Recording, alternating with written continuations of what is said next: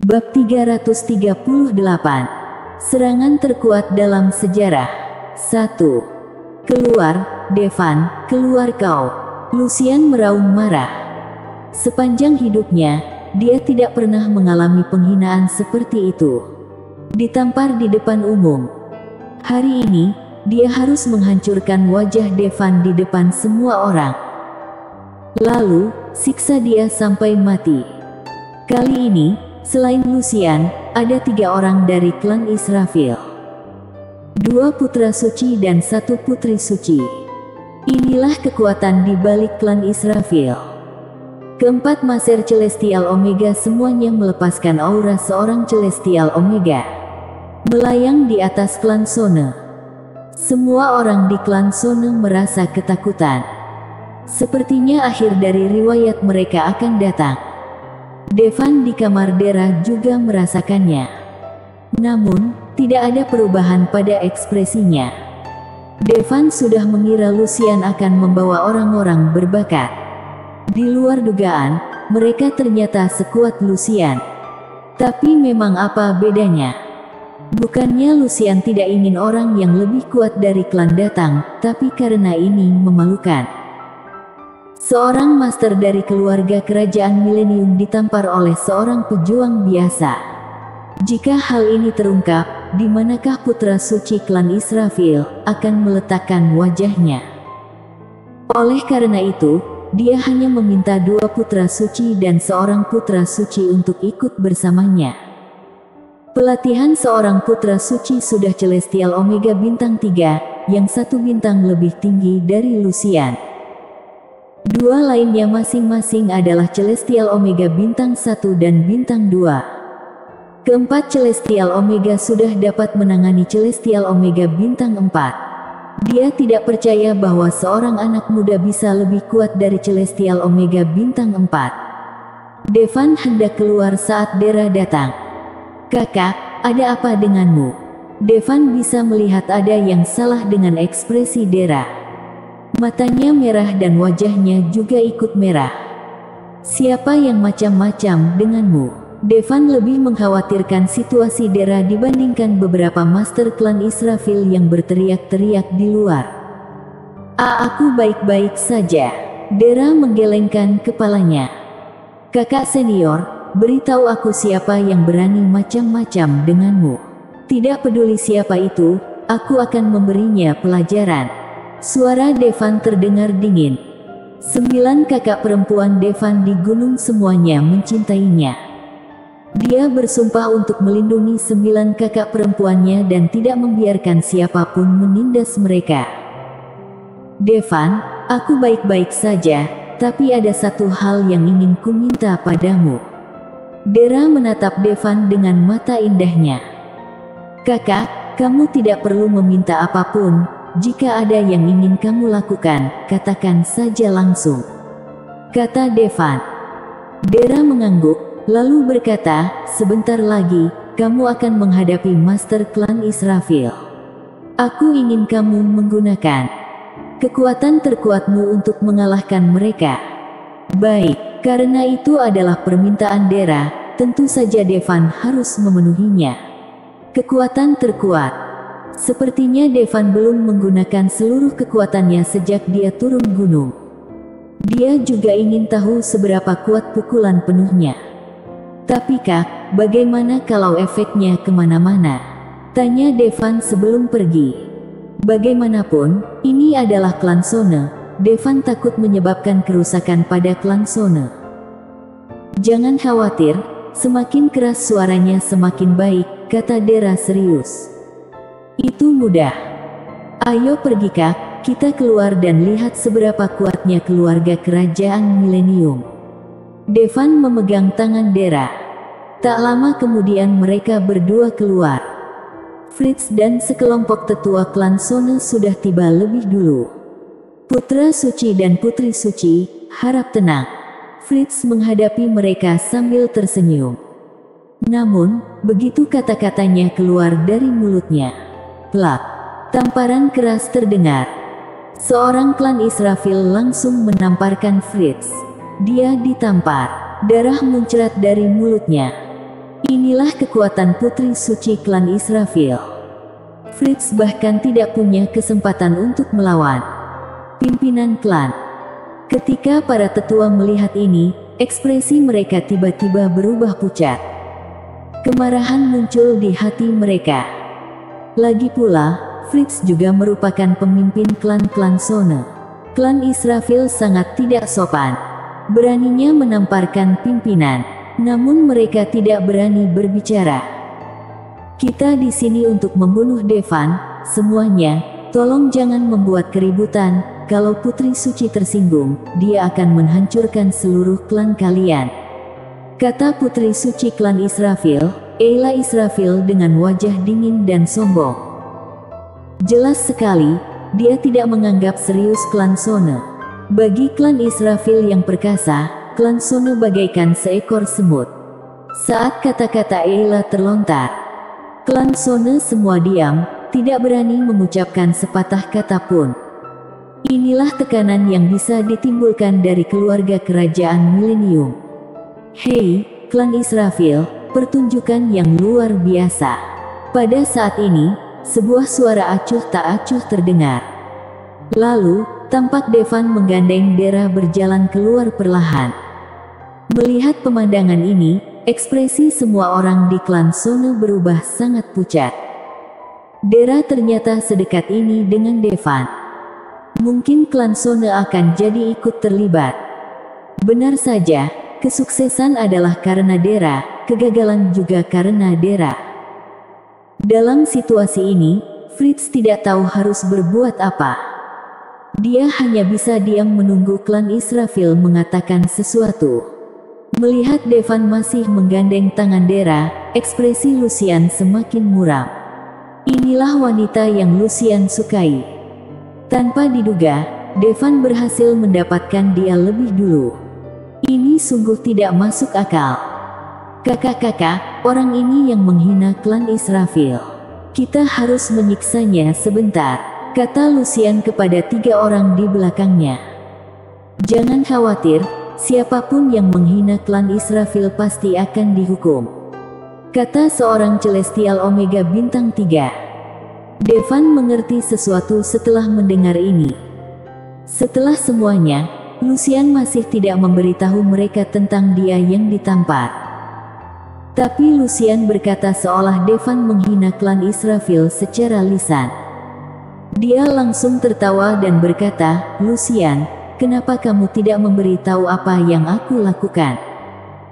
Perkataan Devan membuat ekspresi Lucian berubah. Devan, apapun yang kamu lakukan, kamu harus mati hari ini.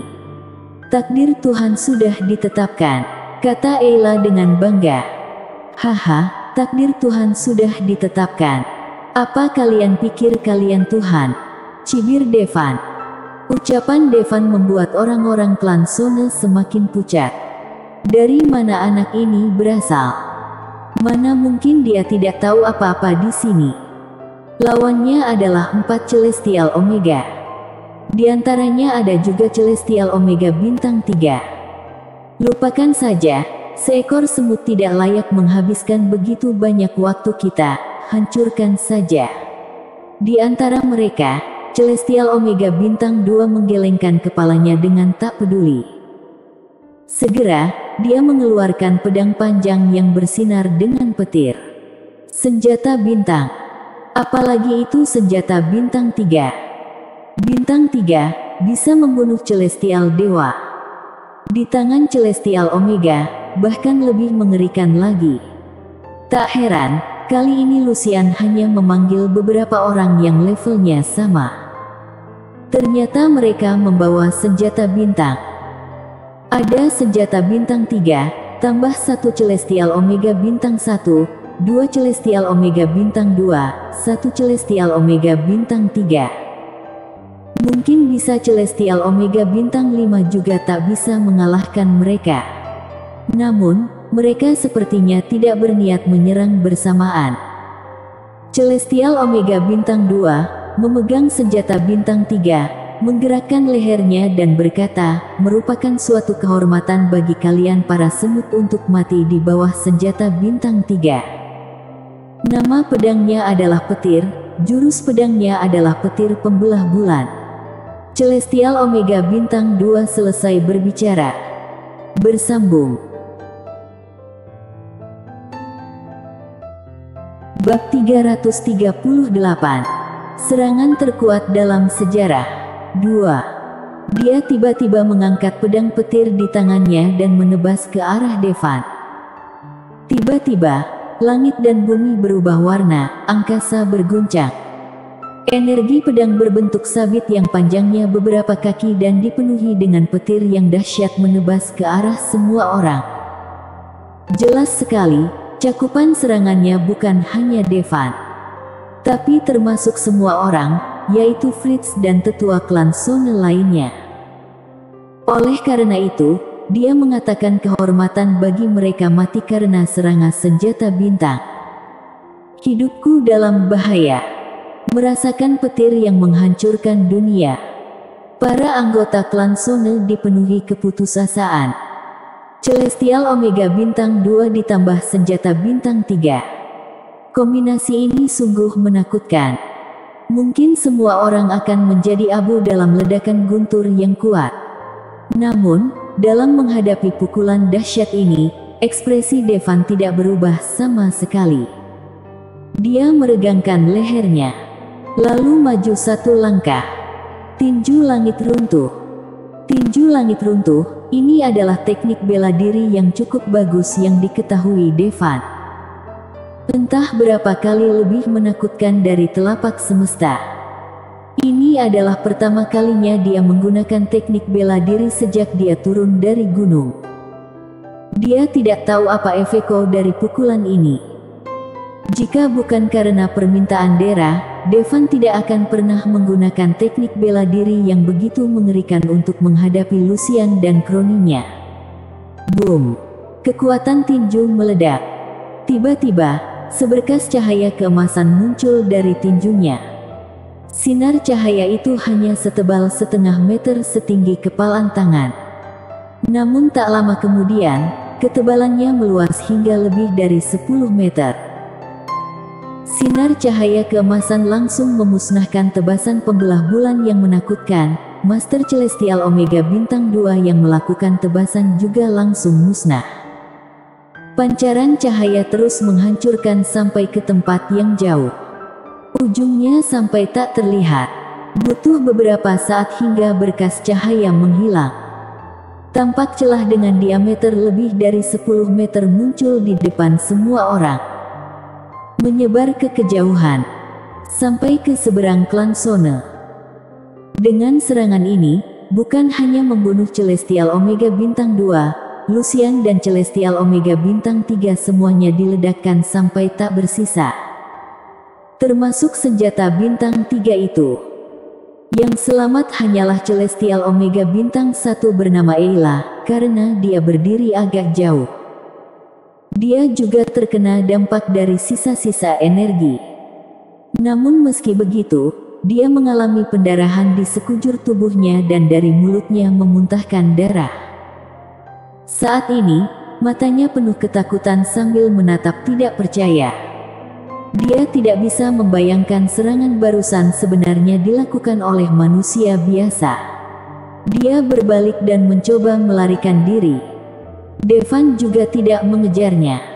Meski dia tidak terkena langsung oleh tinju langit runtuh, tapi terkena sisa-sisa energi tinju langit runtuh, dia masih tetap akan mati. Benar saja, setelah berlari beberapa langkah, tubuh Ayla mulai roboh. Dalam sekejap mata, tubuhnya terpotong-potong. Devan menggunakan telapak tangannya untuk melihat ke kejauhan, melirik ke celah yang tak berujung, berkata kepada Dera dengan ekspresi agak malu, "Kakak, apa seranganku berlebihan?" Pukulan ini menembus separuh klan Sonne. Tak terhitung rumah yang hancur. Melihat pemandangan tersebut, Dera pun ikut membatu. Meskipun begitu, dia tahu bahwa bakat Devan dalam bela diri sungguh luar biasa. Tapi dia tidak pernah menyangka akan sebesar ini.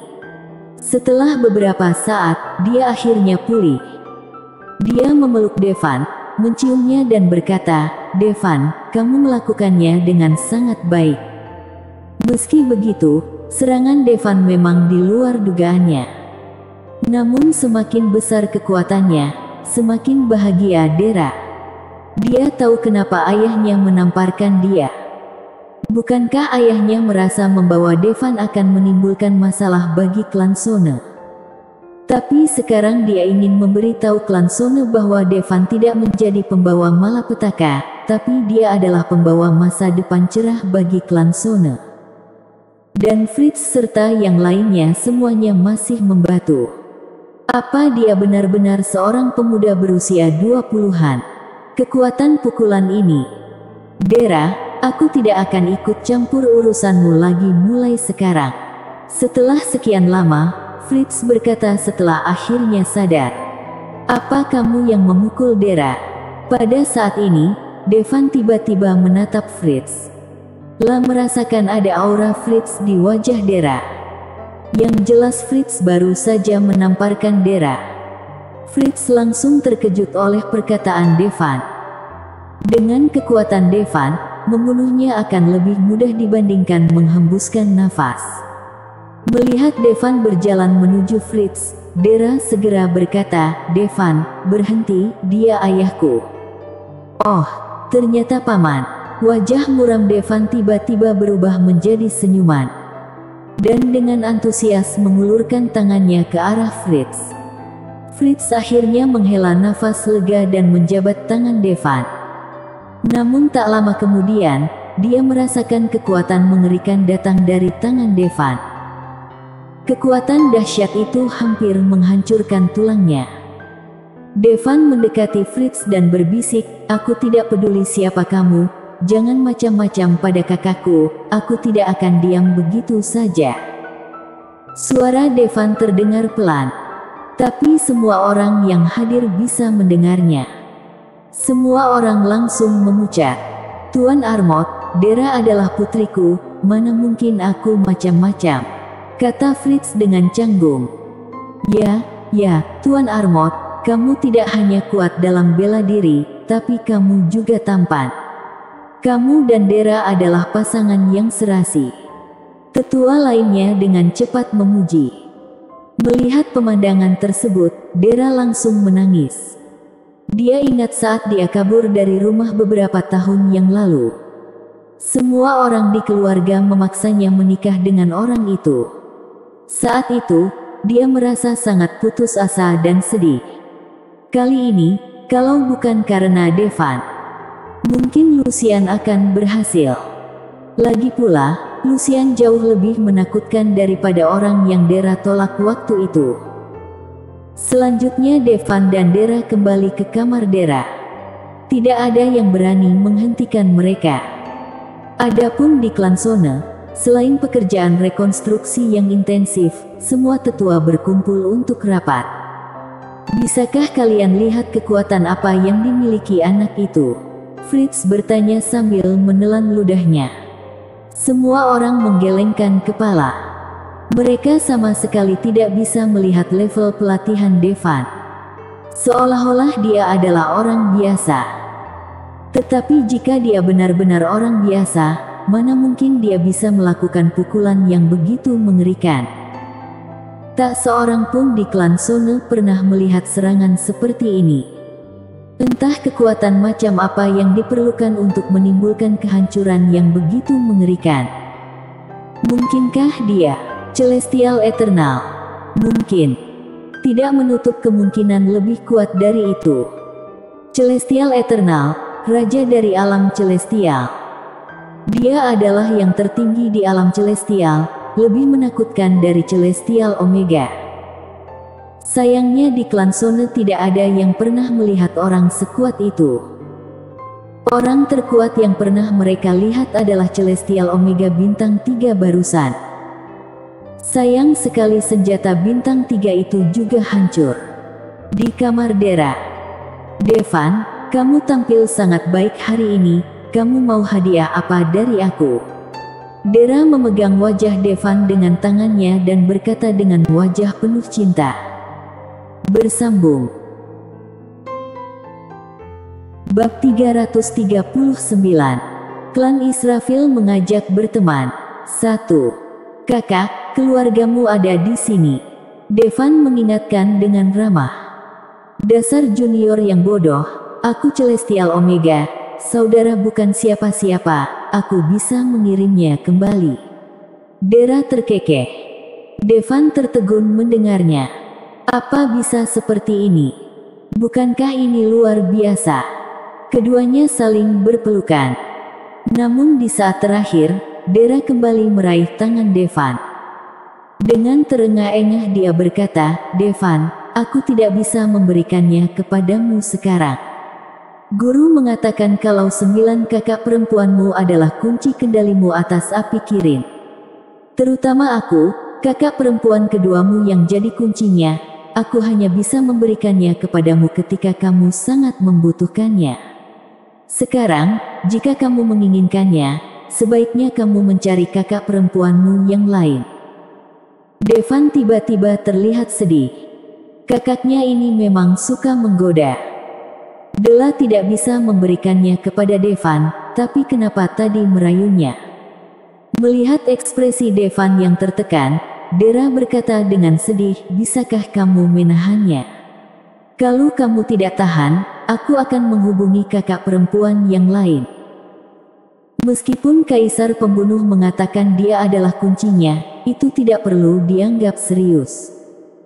Bagaimanapun juga, masih ada kakak perempuan yang lainnya. Devan kembali sadar. Berkata, "Lupakan saja, kakak, karena guru mengatakan ini, pasti ada alasannya." Devan masih sangat percaya pada Kaisar Pembunuh. Dia tidak akan melakukan apapun di luar batasannya. Melihat Devan bisa mengendalikan diri, Dera berkata dengan bercanda, "Devan, kamu memiliki kendali yang baik, tapi itu bukan hal yang mudah. Katakan sejujurnya, apa kamu sering bersenang-senang dengan banyak gadis setelah kamu turun gunung?" Devan tiba-tiba membeku. Memang, setelah turun gunung, dia tidak kekurangan wanita. Secara keseluruhan, dia sudah memiliki banyak wanita. Malaikai Maut Putih, Tasya, Poison Lady, Caleb, Atsaya, Nessa, Liora, Akira dan sahabatnya yang aku temui di Douma. Bukannya dia tidak sadar, hanya saja kaget. Tanpa disadari, ia menjalin hubungan dengan banyak wanita. Seperti Dewa Neptunus. Melihat ekspresi Devan, Dera mengerti, tapi dia tidak marah. Dia terkekeh dan berkata, "Aku sudah menebaknya. Ayo, beritahu aku, ada berapa?" "Ada 1, 2, 3, 4, 5, 6, 7, kata Devan canggung. Seperti yang diharapkan dari adikku, ginjal Kirin ini tidak sia-sia. Tak disangka, setelah mendengar perkataan Devan, Dera justru sedikit bersemangat. "Ada berapa kakak perempuan di antara mereka?" tanya Dera. Devan menggelengkan kepalanya. "Tidak satu pun. Tidak mungkin. Mereka sudah lama ingin mencoba tubuh Kirinmu. Mana mungkin mereka melepaskanmu begitu saja?" Dera tampak sedikit tidak yakin. "Setelah turun gunung, selain kamu, aku bertemu Kak Velove dan Kak Frances," kata Devan sambil menggaruk hidungnya. "Sudah kubilang, aku belum bertemu mereka. Tapi meskipun Frances tidak bisa berhubungan karena statusnya, Velove bisa, kenapa dia membiarkanmu pergi?" Dera mengedipkan matanya yang besar dan indah dengan ekspresi penasaran. "Ahem, Kak Velove sekarang adalah seorang dokter. Dia menyelamatkan nyawa dan menyembuhkan yang terluka setiap hari.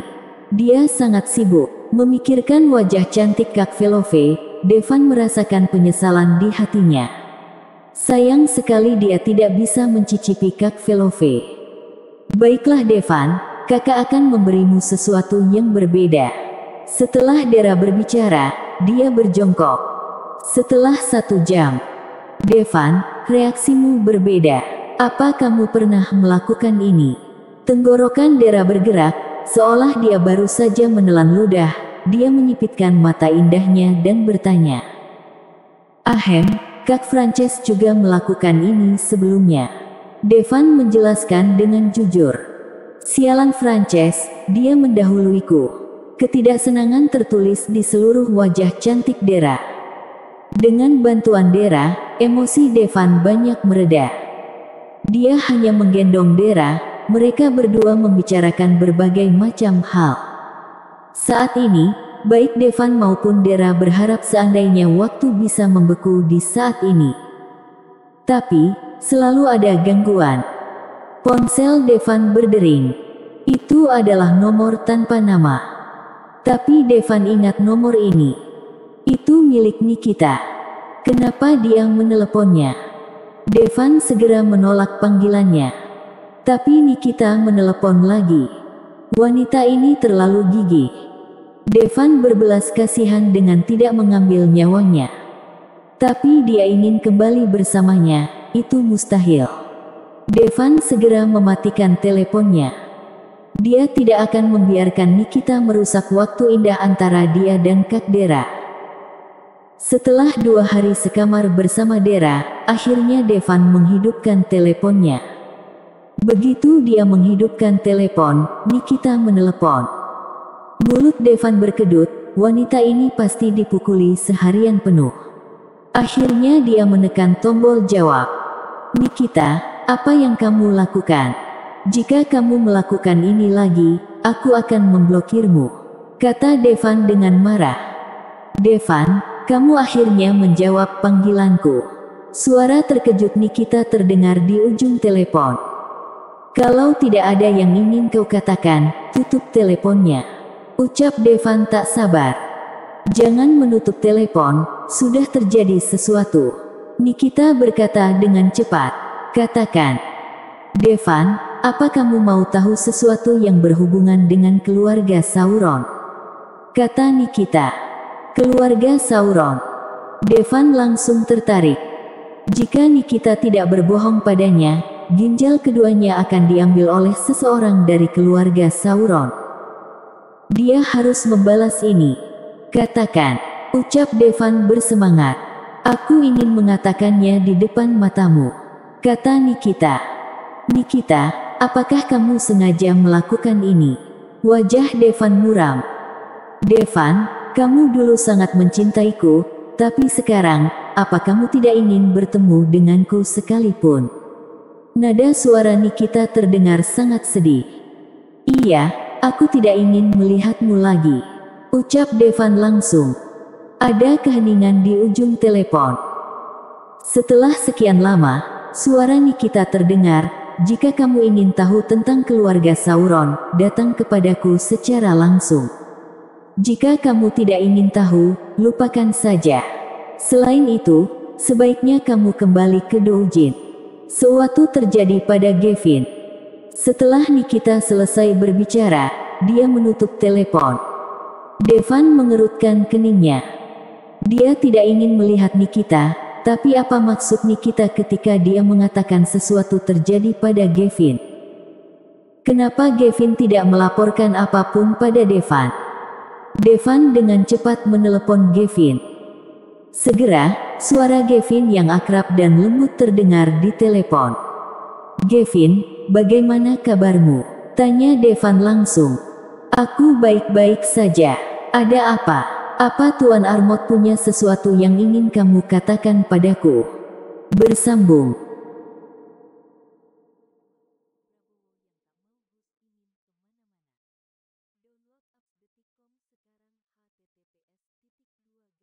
Bab 339. Klan Israfil mengajak berteman. 2. Katakan yang sejujurnya, ucap Devan serius. Gavin terdiam beberapa saat. Akhirnya berkata, kami menemui beberapa masalah, tapi kakak tertua sudah menanganinya, kakak Frances juga membantu. Seharusnya, bisa diselesaikan.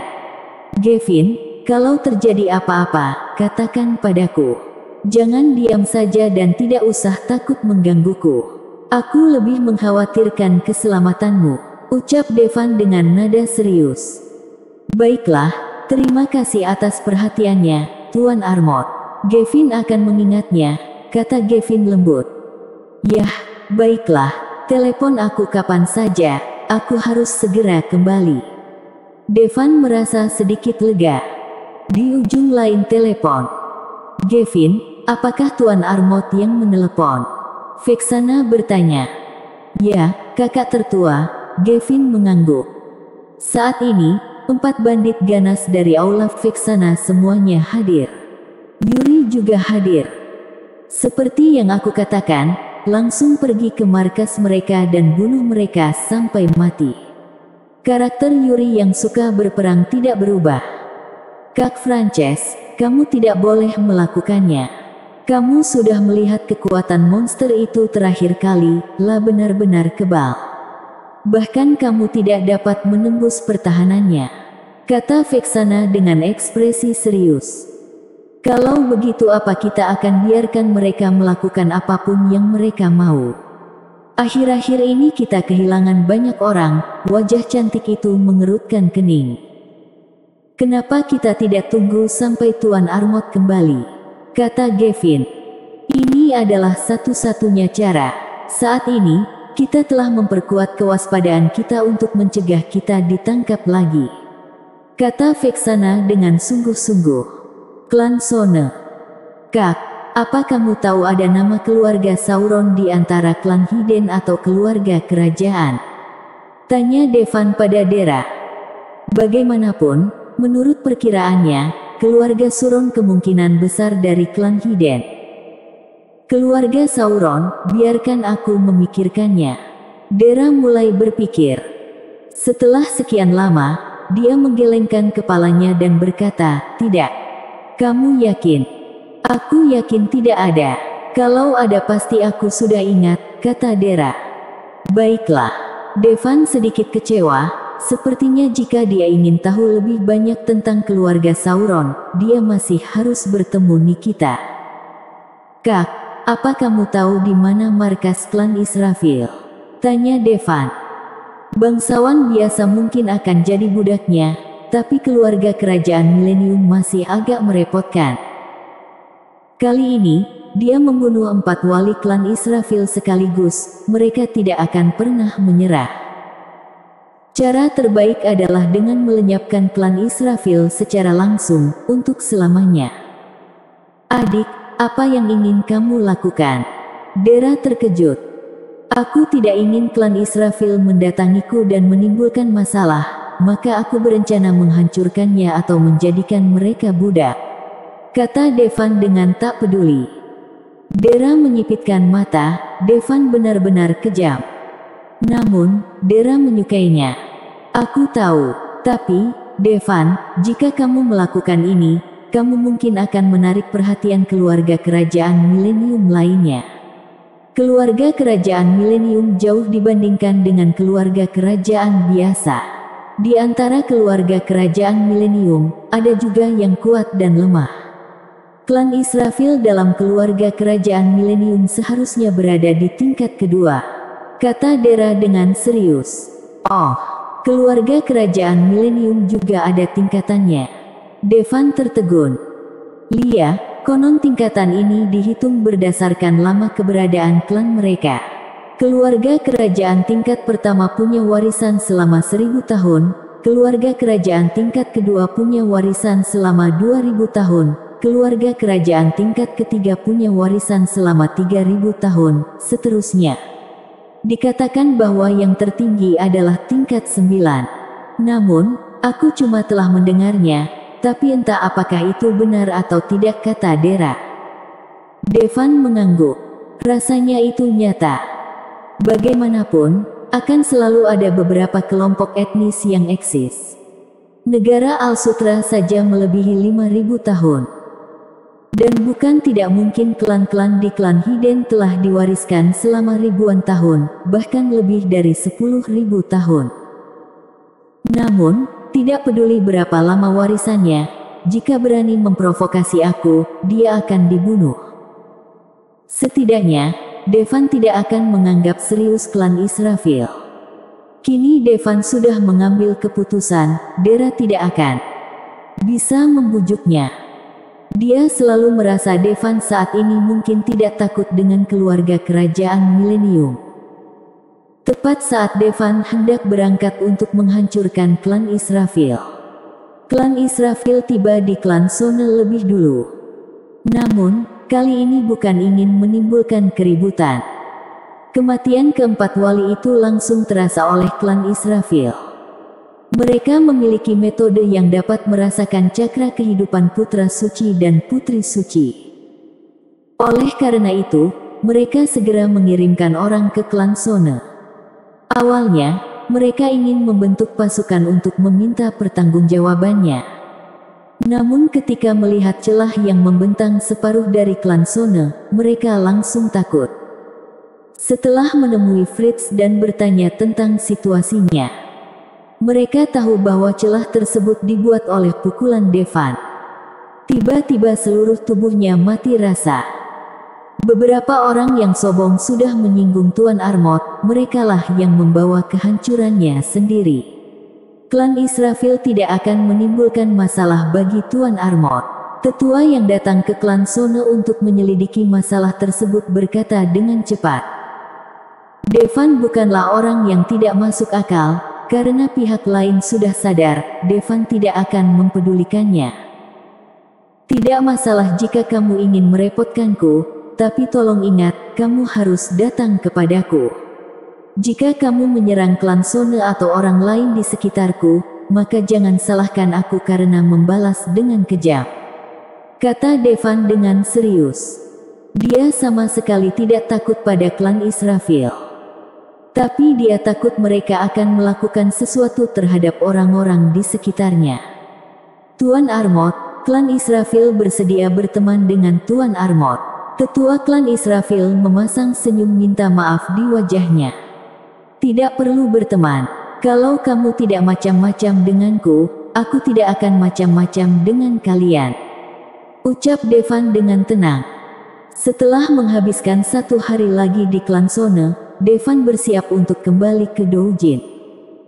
Sekarang klan Israfil telah dengan tegas menunjukkan niat baik, Devan tidak perlu lagi meninggalkan Garibu di klan Sone. Namun, Garibu juga mengatakan bahwa dia telah dipanggil oleh Raja Malaikat, ada sesuatu yang terjadi dan dia harus kembali. Lagi pula, Devan tidak membutuhkan Garibu sekarang, jadi dia mempersilahkan dia. Kembalilah dan katakan terima kasih pada Serafim. Devan melambaikan tangannya pada Garibu. Meskipun pada awalnya dia merasa orang ini hanya bisa makan dan merupakan penipu. Tapi saat sudah dekat selama beberapa waktu ini, Devan tahu Garibu juga seorang master top.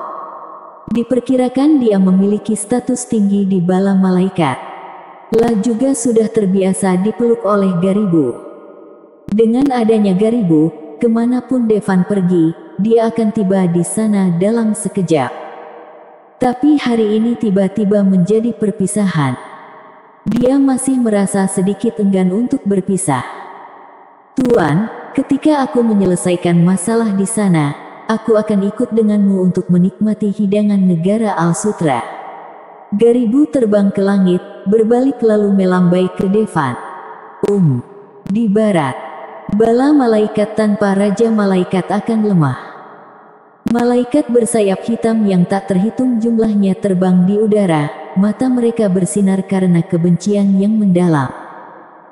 Mengapa kita membutuhkan raja untuk menghakimi orang-orang korup seperti kalian? Malaikat wanita berkata dengan dingin. Haha, hari ini, para malaikat korup akan menghancurkan kuil malaikatmu. Kak. Aku akan kembali dulu dan menemuimu ketika aku punya waktu. Di depan pintu klan Sone, Devan dengan enggan mengucapkan selamat tinggal kepada Dera. Iya, Dera melambaikan tangannya pada Devan. Setelah Devan pergi, Dera berkata pelan, Devan, bukan karena aku tidak ingin memberitahumu hal-hal yang berhubungan dengan keluarga Sauron, tapi kamu, seperti sekarang, mungkin tidak cukup kuat. Rupanya Dera mengetahui tentang keluarga Sauron. Dia tidak berpikir Devan saat ini bisa melawan keluarga Sauron. Bersambung.